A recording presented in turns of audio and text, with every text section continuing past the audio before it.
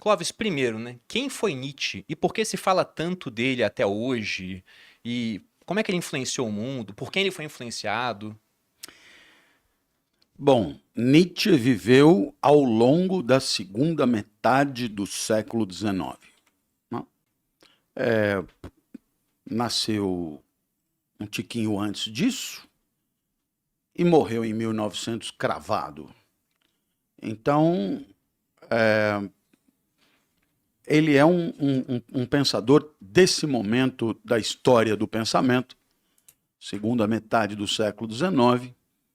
Fala-se muito dele porque ele foi profundo influenciador de outros grandes pensadores do século XX.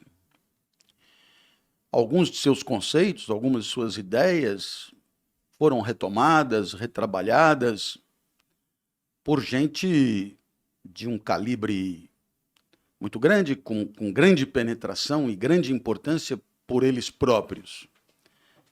De tal maneira que eu penso que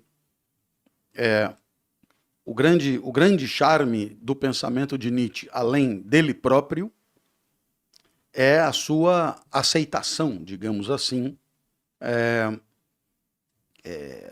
posterior. Né? Eu poderia citar um exemplo para não deixar o nosso ouvinte assim sem concretitude, né? Por exemplo, Michel Foucault. Né? Foucault é um pensador espetacular que viveu durante o final do século XX e o começo do século XXI. Michel Foucault escreveu textos maravilhosos, como História da Sexualidade, como... eu tenho um texto dele, da Verdade e as Formas Jurídicas, há algumas palestras dadas em Araraquara, que são na Unesp, que são maravilhosas.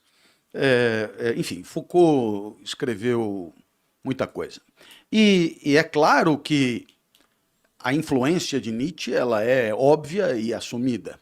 Então, só para dar um exemplo, né, do quanto Nietzsche foi importante para a produção da inteligência ao longo do século que lhe seguiu. Então, eu penso que essa seja uma razão. Uma segunda razão, que eu acho importante, é que a fama de Nietzsche transcendeu, eu diria, o campo da filosofia. Né? A filosofia tem um campo de frequentadores habituais, constituído por professores, alunos de graduação, alunos de pós-graduação e afins. Né? E a obra de Nietzsche é uma das poucas que, enquanto tal, circulou pelas bibliotecas e pelas livrarias do mundo para consumo externo, exterior a esse campo, o que é muito raro, é muito raro. Então, nesse sentido, temos aí uma segunda razão dessa sua visibilidade. E uma terceira razão é que Nietzsche fala da vida. E quando você fala da vida, você tem todo mundo por público. Né? Não tem como.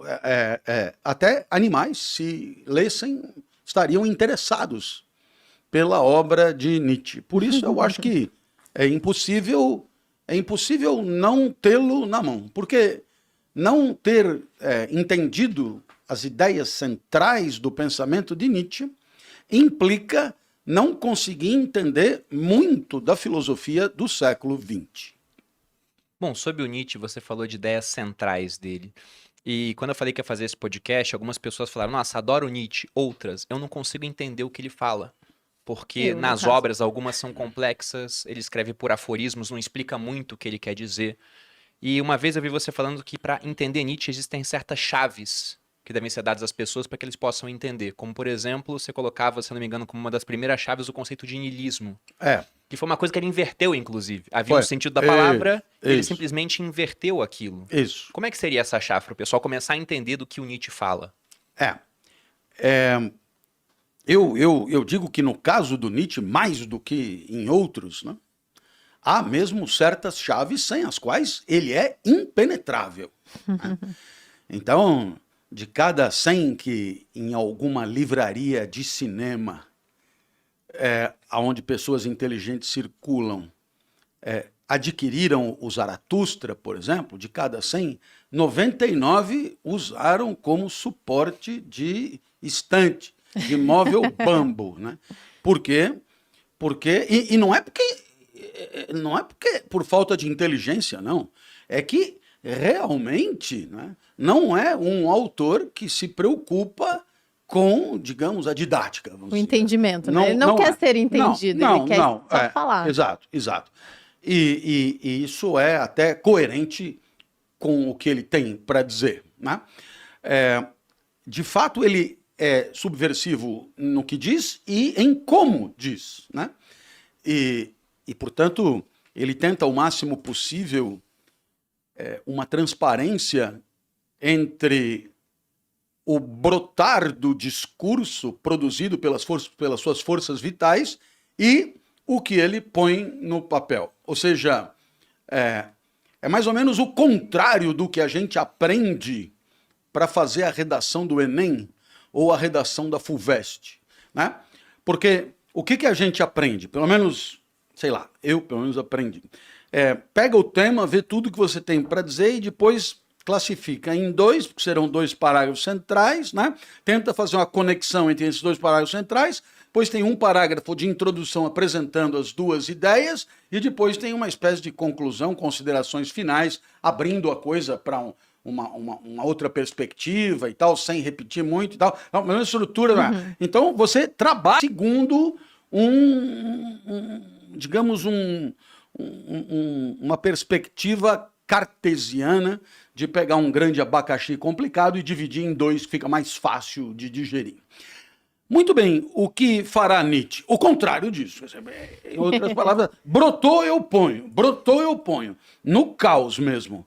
Então, claro está que para acompanhar, digamos, fica mais difícil porque não nos é familiar, inclusive, a leitura de textos assim.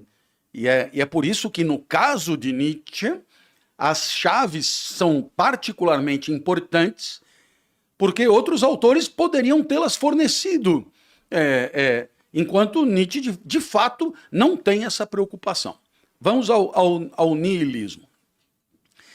Se você sair pela rua, né, e perguntar para alguém aqui no ponto de ônibus, o que é niilismo? A pessoa responderá na bucha.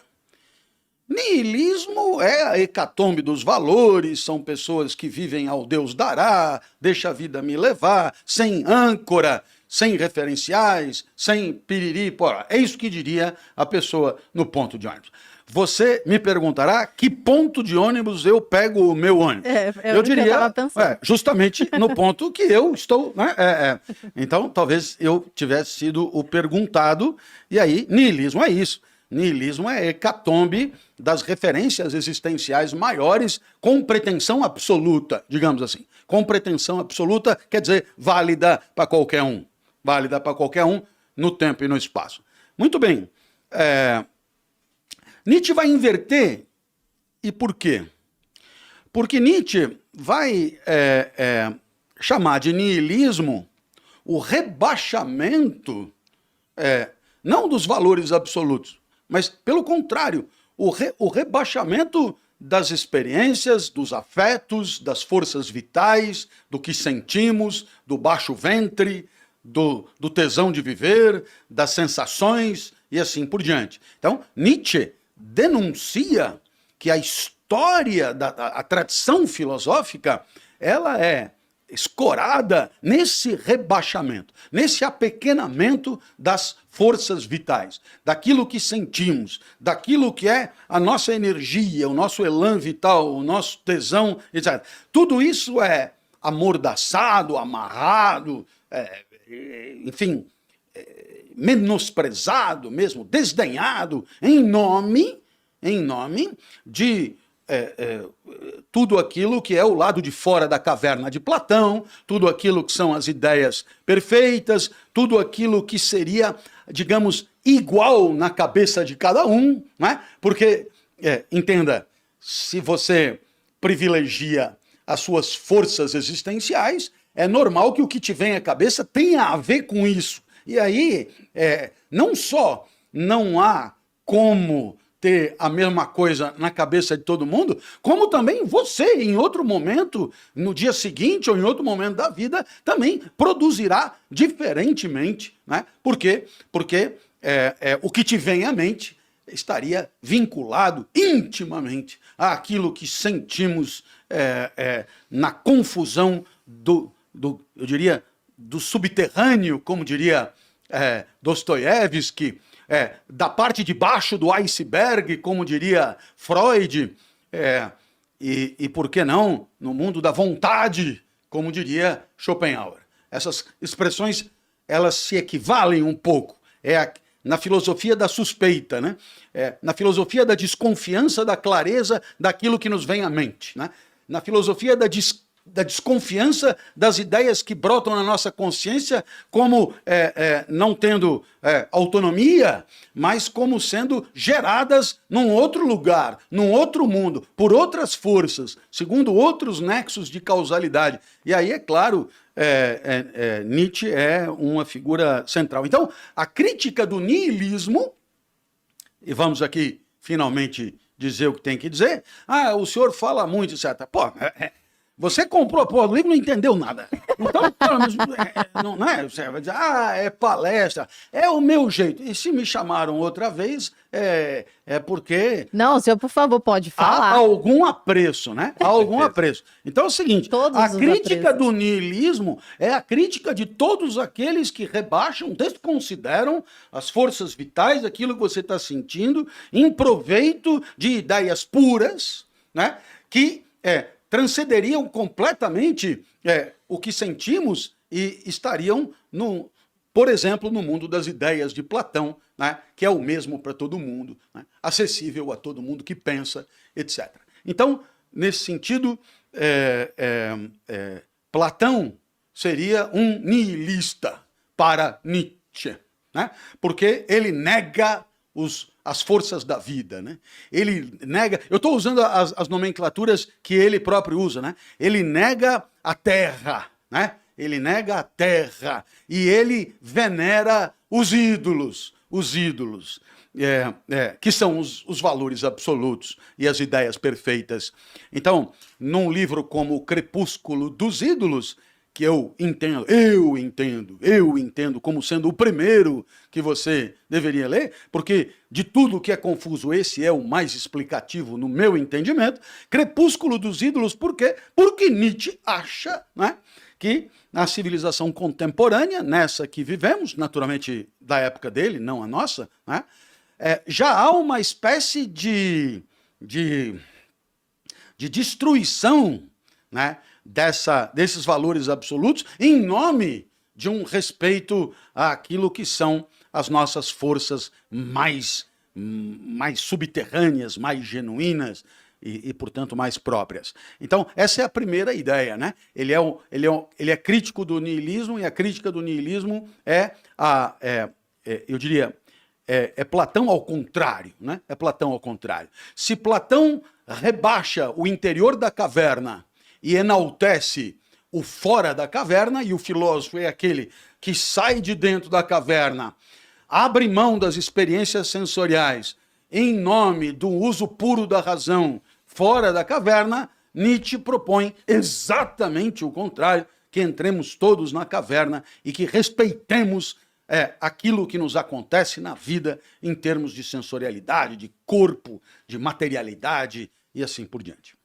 Eu acho essa primeira parte brilhante, assim, porque, resumindo aqui do meu ponto de vista, né? Então você tinha um niilismo, que é esse cara sem princípios maiores, guiado por nada. E aí o Nietzsche vai lá e fala que não, na verdade, né, o cara que tem esses princípios, que como você disse aqui, em nome do céu nega a terra, né, em nome do ideal nega o real, esse cara é o verdadeiro niilista, porque ele está deixando de aproveitar o momento presente, o mundo que nós temos aqui. Envenenaram as consciências ao longo de séculos, né? Fazendo acreditar que o que sentimos não vale nada e o que presta é aquilo que transcende as nossas sensações. São envenenadores e felizmente, eles estão sendo banidos, né, em nome da vitória do baixo ventre, da vitória da terra, que ele diz, observe bem, ele diz que acontece no mundo de hoje.